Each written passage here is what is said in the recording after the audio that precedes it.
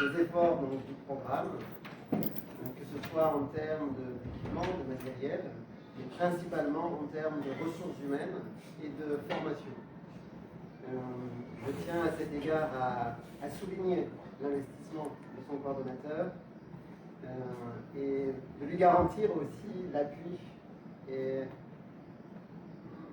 aujourd'hui, le fait que l'on soit ensemble, c'est principalement pour aborder la venue d'un partenaire, l'association Terre d'Ophtalmo, avec laquelle on a eu déjà plusieurs missions qui se sont déroulées, comme vous le savez, en septembre 2019, on est l'année dernière en novembre 2020.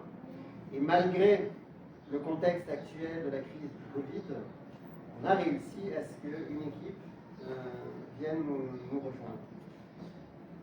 On va avoir, je dirais, tous les ingrédients de la réussite avec ce partenariat, avec l'apport d'un scanner pour l'œil, excusez-moi des termes, et un équipement de haut niveau.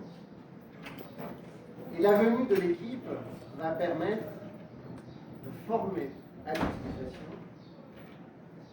Un échange également sur les pratiques et les bonnes pratiques au niveau de l'ophtalmologie, de sorte à pouvoir rehausser les prestations et les services de l'ophtalmo ici, à l'hôpital El Marouf. Et je dirais presque que vous avez un petit peu d'avance, monsieur le chef de service. Un petit peu d'avance par rapport à la constitution de ce CFU, qui se veut être avec des équipements modernes et bien sûr du personnel qui soit formé. L'objectif principal, c'est la diminution des évacuations sanitaires. Et pour ça, je souhaite que vous puissiez continuer. Vous avez même, en cette période d'examen, un peu plus que les encouragements. Monsieur le coordinateur, vous avez toutes mes félicitations. Et je vais transmettre la parole au docteur Chantier, qui va développer à la fois les interventions du programme de lutte contre la cécité, mais également faire un point sur cette mission en particulier qui est sur le point d'arriver au but. Je vous remercie.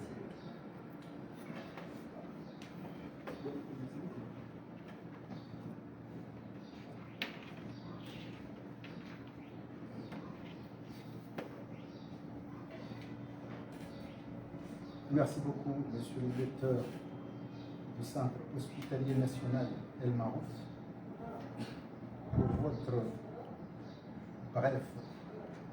brève présentation.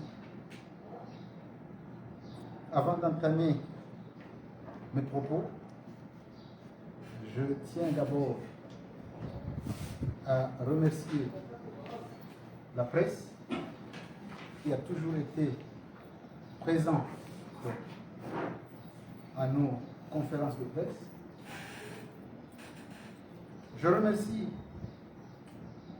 le CHU,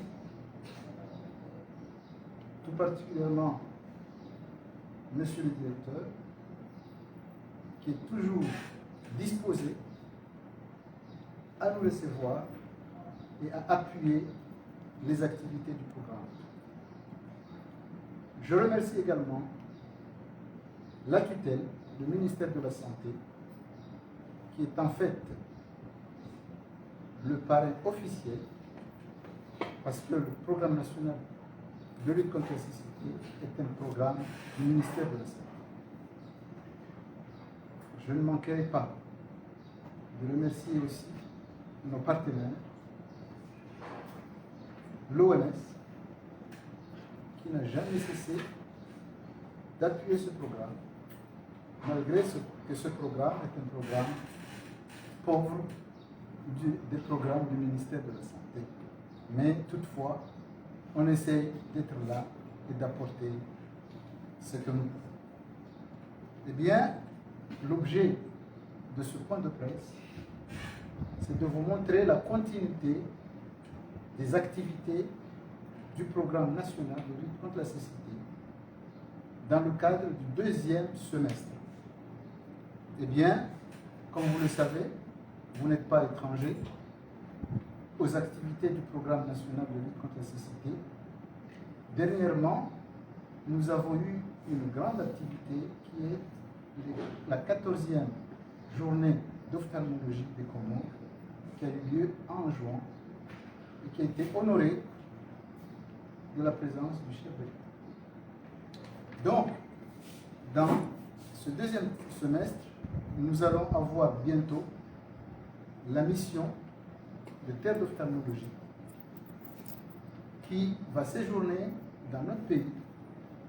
Et cette mission sera composée de 6 ophtalmologistes des différents grands hôpitaux de Paris, en l'occurrence les 15-20, l'hôpital de la Pitié-Salpêtrière, l'Hôtel Dieu et l'hôpital Percy. Donc, ces éminents ophtalmologistes viennent ici dans le cadre d'un partenariat entre le programme national de lutte contre la cécité, qui est un programme du ministère de la Santé, bien sûr. Donc, c'est un partenariat entre le ministère de la Santé et cette organisation française. Et donc, nous allons, lors de leur séjour, effectuer des activités qui consisteront, premièrement, à former le personnel existant dans ce pays. Former comment? On va former les médecins ophtalmologistes dans des techniques chirurgicales de pointe, dans la chirurgie de la cataracte, dans la chirurgie du glaucome. On va aussi faire de la chirurgie du segment postérieur, mais aussi un peu de strabologie. Donc, aujourd'hui, nous allons avancer ou graver des échelons beaucoup plus supérieurs que ce qu'on faisait avant. Parallèlement à cela, on va former le personnel médical et paramédical en exploration fonctionnelle, puisque dans ce partenariat, il n'y a pas que la formation, il y a aussi la dotation en plateau technique. Et donc, on nous a doté d'un appareil hautement sophistiqué appelé l'OCT, comme disait monsieur le directeur. C'est un scanner en ophtalmologie.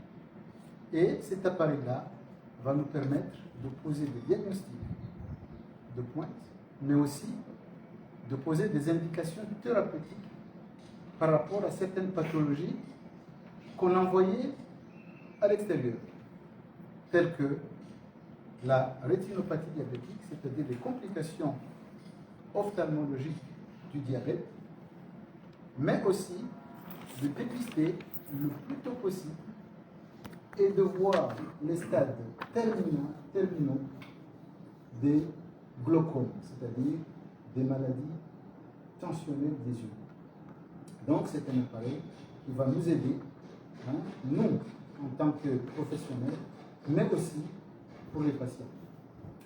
Ensuite, nous allons aussi favoriser la santé oculaire dans les écoles. C'est un programme qui fait partie du volet des activités du programme national de lutte contre la cécité. La santé oculaire dans les écoles fait partie de la santé scolaire. Aujourd'hui, on essaie d'intégrer cette activité-là, qui est une activité très importante, aller dépister les petits-enfants qui ont des problèmes des yeux, c'est surtout la cécité de l'enfant. La cécité de l'enfant, ça va des maladies curables et jusqu'aux maladies non curables. Donc il faut aller les dépister pour que des enfants qui sont très intelligents, qu'on les traite de cancre, puissent retrouver leur niveau intellectuel. Et voilà l'intérêt de ce dépistage. Et donc, par rapport à cela, voilà en gros les activités qui seront réalisées lors de cette mission. Mais je ne pourrais pas ne pas parler de perspectives, puisque nous sommes du deuxième semestre. Eh bien, je ne fais qu'évoquer très rapidement les 15e journées nationales d'ophtalmologie qui auront lieu le 27 novembre, si Dieu me prête vie, puisque c'est une date qui est toujours retenue dans ce point de presse. Je ne rentrerai pas dans la généralité de toutes les activités, puisqu'ils en sont nombreuses. Je ne peux que m'arrêter là pour continuer notre conférence de presse. Il y a quelques questions.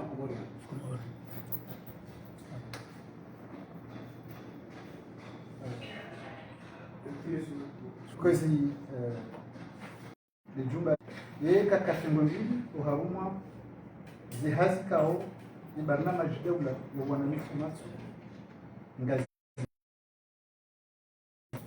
yabungwe ngatekeleza uzishukra mufid kusoni mai nano soni mwene jumba kani rema tabibu rema infirmier nane personnel kami wafanya hasa mjini zetu sasa na gazeti yao ni wizara kao mjini yabunge hamuji wa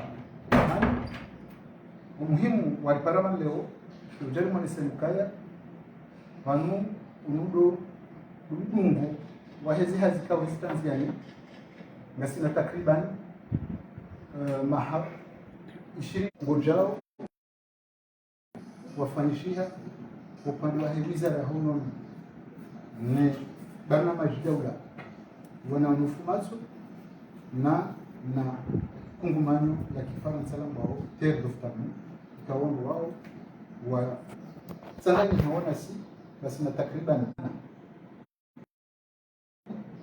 wafanya hazi sina matabibu walumwali nane mainfirmiera wasomesa wamatsukao bomwali kufanya hazi mwali ngesa ila reje ngazija kufanya hazi ngazija hata informansi wa jojo haizo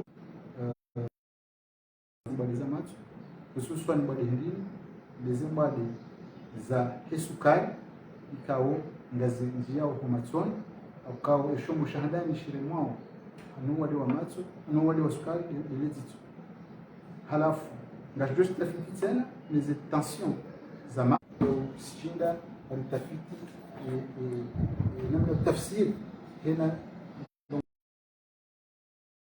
omisizoni ngajo sana